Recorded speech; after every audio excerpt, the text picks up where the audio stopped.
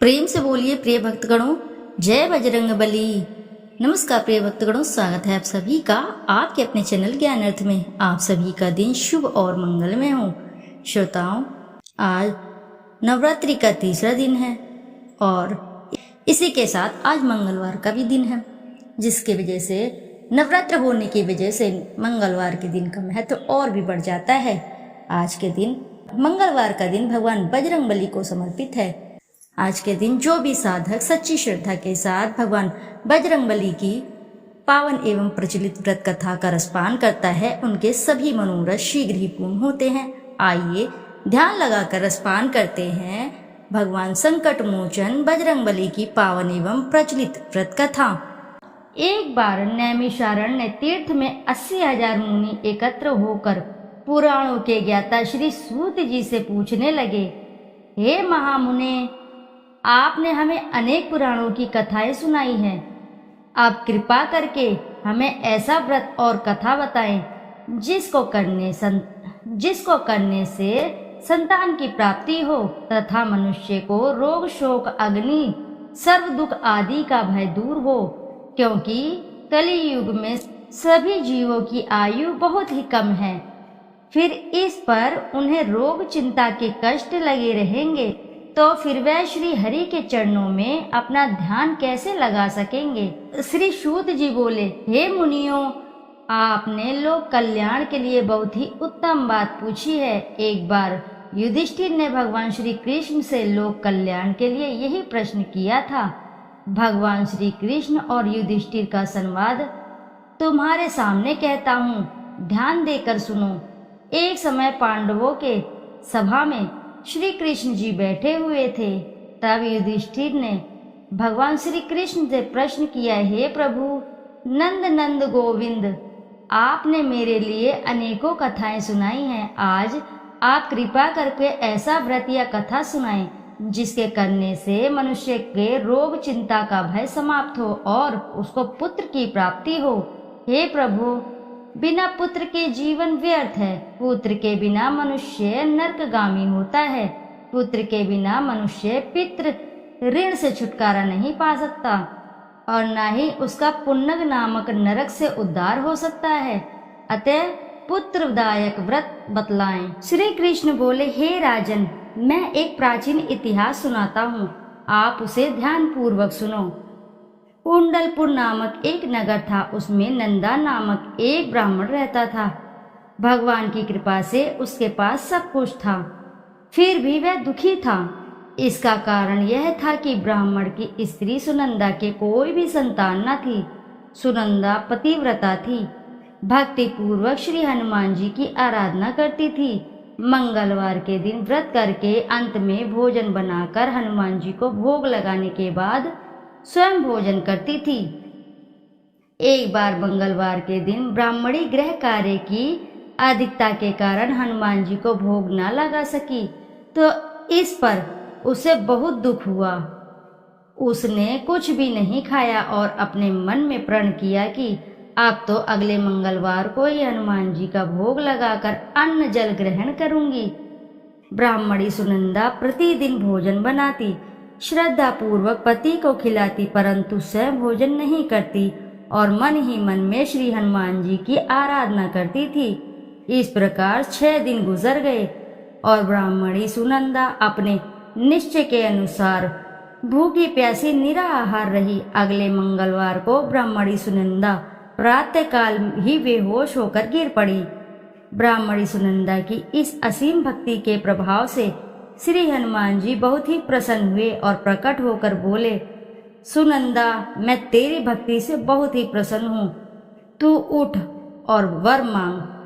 सुनंदा अपने आराध्य देव श्री हनुमान जी को देखकर आनंद की अधिकता से विवल हो श्री हनुमान जी के चरणों में गिरकर बोली, हे प्रभु, मेरी कोई संतान नहीं है, कृपया करके मुझे संतान प्राप्ति का आशीर्वाद दे, आपकी अति कृपा होगी। श्री महावीर जी बोले, तेरी इच्छा पूर्ण होगी, तेरी एक कन्या पैदा होगी, उसके अष्टांग प्रतिदिन सोना दिया करेंगे। इस प्रकार यह कहकर श्री महावीर जी अंतर्धान हो गए। ब्राह्मणी सुनंदा बहुत हर्षित हुई और सभी समाचार अपने पति से कहा। ब्राह्मण देव कन्या का वरदान सुनकर कुछ दुखी हुए, परंतु सोना मिलने की बात सुनी तो बहुत ही प्रसन्न हुए। विचार किया कि ऐसी कन्या के साथ मेरी निर्धरता भी समाप्त हो जाएगी। श्री हनुमान जी की कृपा से वह ब्राह्मणी गर्भवती हुई और 10वें महीने में उसे बहुत ही सुंदर पुत्री की प्राप्ति हुई। यह बच्ची अपने पिता के घर में ठीक उसी तरह से बढ़ने लगी जिस प्रकार शुक्ल पक्ष का चंद्रमा बढ़ता है। 10वें दिन ब्राह्मण ने उस बालिका का नामकरण संस्कार कराया। उसके कुल पुरोहित ने उस बालिका का नाम रत्नावली रखा, क्योंकि यह कन्या सोना प्रदान किया करती थी। इस कन्या ने पूर्व जन्म में बड़े ही विधान से मंगल देव का व्रत किया था। रत्नावली का अष्टांग बहुत सा सोना देता था। उस सोने से नंदा ब्राह्मण बहुत ही धनवान हो गए। अब ब्राह्मणी भी बहुत अभिमान करने लगी थी। समय बीतता रहा। अब रत्नावली 10 वर्ष की हो चुकी थी। एक दिन जब नंदा ब्राह्मण प्रसन्नचित्त था, तब सुनंदा ने अपने पति से कहा, मेरी पुत्री रत्नावली विवाह के योग्य हो गई है, अतः आप सुंदर सा कोई योग्य वर देकर इसका विवाह कर दें। यह सुन ब्राह्मण बोला, अभी तो रत्नावली बहुत छोटी है। तो ब्राह्मणी बोली, शास्त्रों की आज्ञा है कि कन्या 8वें वर्ष में, गौरी 9 वर्ष में और रोहिणी 10वें वर्ष में कन्या के इसके पश्चात रजस्वला हो जाती है। गौरी के दान से पाताल लोक की प्राप्ति होती है, रोहिणी के दान से वैकुंठ लोक की प्राप्ति होती है, कन्या के दान से इंद्र लोक में सुखों की प्राप्ति होती है। अगर हे पतिदेव रजस्वला का दान किया जाता है तो घोर नरक की प्राप्ति होती है। इस पर ब्राह्मण बोला, अभी तो रत्नावली मात्र 10 ही वर्ष की है और मैंने तो 16-16 साल की कन्याओं के विवाह कराए हैं, अभी जल्दी ही क्या है। तब ब्राह्मणी सुनंदा बोली, आपको तो लोभ अधिक हो गया है लगता है। शास्त्रों में कहा गया है कि माता पिता और बड़ा भाई रजस्वला कन्या को देखते हैं तो अवश्य ही नरकगामी होते हैं। तब ब्राह्मण बोला, अच्छी बात है, कल मैं अवश्य ही योग्य वर की तलाश में अपना दूत भेजूंगा। दूसरे दिन ब्राह्मण ने अपने दूत को बुलाया और आज्ञा दी कि जैसी सुंदर मेरी कन्या है वैसा ही सुंदर उसके लिए वर की तलाश करो। दूत अपने स्वामी की आज्ञा पाकर निकल पड़ा। पंपई नगर में उसने एक सुंदर लड़के को देखा। वह बालक एक ब्राह्मण परिवार का बहुत ही गुणवान पुत्र था। इसका नाम सोमेश्वर था। दूत ने इस सुंदर व गुणवान ब्राह्मण पुत्र के बारे में अपने स्वामी को पूर्ण विवरण बता दिया। ब्राह्मण नंदा को भी सोमेश्वर अच्छा लगा और फिर शुभ मुहूर्त में विधि पूर्वक कन्यादान करके ब्राह्मण ब्राह्मणी संतुष्ट हुए। परंतु ब्राह्मण के मन में तो लोभ समाया हुआ था। उसने कन्यादान तो कर दिया था, पर वह बहुत ही खिन्न भी था। उसने विचार किया कि रत्नावली तो अब चली जाएगी और मुझे इससे जो सोना मिलता था वह भी अब नहीं मिलेगा। मेरे पास जो धन था कुछ तो इसके विवाह में खर्च हो गया और कुछ शेष बचा है, वह भी कुछ दिनों के पश्चात समाप्त हो जाएगा। मैंने तो इसका विवाह करके बहुत बड़ी भूल कर दी है। अब कोई ऐसा उपाय है कि रत्नावली मेरे घर में ही बनी रहे, अपने ससुराल बिल्कुल न जाए। लोभ रूपी राक्षस ब्राह्मण के मस्तिष्क पर छाता जा रहा था। रात भर अपनी शैया पर बेचैनी से रुकावटें बदलते बदलते उसने एक बहुत ही क्रूर निर्णय लिया।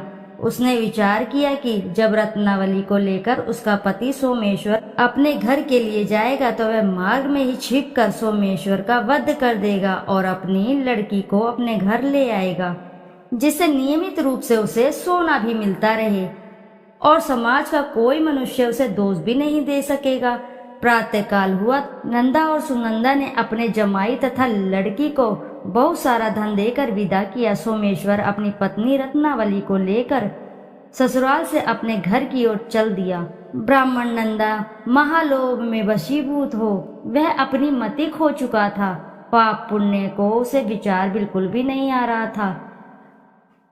अपने भयानक व क्रूर निर्णय को कार्य रूप देने के लिए उसने अपने दूत को मार्ग में अपने जमाई का वध करने के लिए भेज दिया था, ताकि रत्नावली से प्राप्त होने वाला सोना उसे हमेशा मिलता रहे और वो कभी भी निर्धन ना हो। ब्राह्मण के दूत ने अपने स्वामी की आज्ञा का पालन करते हुए उसके जमाई सोमेश्वर का मार्ग में ही वध कर दिया।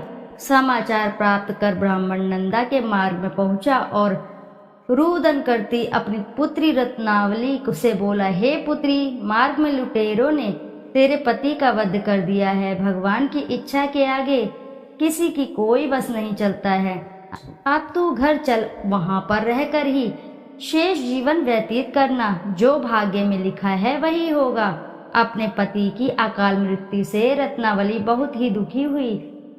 करुण करंदन व रुदन करते हुए अपने पिता से बोली, हे पिताजी, इस संसार में जिस स्त्री का कोई पति नहीं है उसका जीना व्यर्थ है। मैं अपनी पति के साथ ही अपने शरीर को जला दूंगी और सती होकर अपने इस जन्म को, माता पिता के नाम को तथा सास ससुर के यश को सार्थक करूंगी। ब्रह्मानंदा अपनी पुत्री रत्नावली के वचनों को सुनकर बहुत ही दुख हुआ और विचार करने लगा, मैंने व्यर्थ ही जमाई का वध करके पाप अपने सिर पर ले लिया। रत्नावली तो उसके पीछे अपने प्राण तक देने को तैयार है। मेरा तो दोनों तरफ से मरण हो गया। धन तो अब मिलेगा नहीं। जमाई वध के पाप के फलस्वरूप यम यातना भी भुगतनी पड़ेगी। यह सोचकर वह बहुत ही खिन्न हुआ। सोमेश्वर की चिता बनाई गई। रत्नावली सती होने की इच्छा से अपने पति के सिर पर अपनी गोद में रखकर चिता में बैठ गई। जैसे ही सोमेश्वर की चिता अग्नि जलाई गई, वैसे ही प्रसन्न हो मंगलदेव वहां प्रकट हुए और बोले, हे रत्नावली, मैं तेरे भक्ति से प्रसन्न हूँ, तू वर मांग। रत्नावली ने अपने पति का जीवन दान मांगा। तब मंगलदेव बोले, रत्नावली, तेरा पति अजर अमर है, यह महाविद्वान भी होगा और इसके अतिरिक्त तेरी जो इच्छा हो वो वर मांग। तब रत्नावली बोली, हे ग्रहों के स्वामी, यदि आप मुझ पर प्रसन्न हैं तो मुझे यह वरदान दीजिए कि जो भी मनुष्य मंगलवार के दिन प्रातःकाल लाल पुष्प लाल चंदन से पूजा करके आपका स्मरण करेगा, उसको रोग व्याधि ना हो, स्वव्यंजनों का कभी भी योग ना हो, सर्प अग्नि तथा शत्रुओं का भय न रहे। जो स्त्री मंगलवार का व्रत करे वह कभी विधवा न हो। मंगलदेव तथास्तु कहकर अंतर्धान हो गए। सोमेश्वर मंगलदेव की कृपा से जीवित हो उठे। रत्नावली अपने पति को पुण्य प्राप्त कर बहुत ही प्रसन्न हुई और मंगलदेव का व्रत प्रत्येक मंगलवार को करके व्रतराज और मंगलदेव की कृपा से इस लोक में सुख ऐश्वर्य को भोगते हुए अंत में अपने पति के साथ स्वर्ग लोक कर चली गई। तो बोलो जय बजरंगबली की जय, बोलो जय मंगल देव की जय। कथा अब इसी के साथ समाप्त हुई। तो आइए श्रोताओं, अब करते हैं श्री हनुमान जी की आरती। आरती की जय हनुमान लला की, दुष्ट दलन रघुनाथ कला की। जाके बल से गिरवर कापे, रोग दोष जाके निकट न झाके। अंजनी पुत्र महाबलदाई, संतान के प्रभु सदा सहाई। आरती की जय हनुमान लला की। देवीरा रघुनाथ पठाए, लंका जारी सिय सधिलाए। लंका सो स्फोट समुद्र सिकाई, जात पवन सुत बार न लाई। आरती की जय हनुमान लला की। लंका जारी असुर संहारे, सिया राम जी के काज सवारे। लक्ष्मण मूर्छित पड़े सकारे, अग्नि संजीवन प्राण उबारे, आनि संजीवन प्राण उबारे। आरती कीजय हनुमान लला की, बैठी पताल तोरी जमकारे, अहि रावण की भुजा उखारे, बाएं भुजा असुर दल मारे, दाहिने भुजा संत जन तारे। आरती कीजय हनुमान लला की, सुर नर मुनि आरती उतारे, जय जय जय हनुमान उचारे। कंचन थार कपूर लो छाई, आरती करत अंजना माई। आरती कीजय हनुमान लला की, जो हनुमान जी की आरती गावे, वसी बैकुंठ परम पद पावे।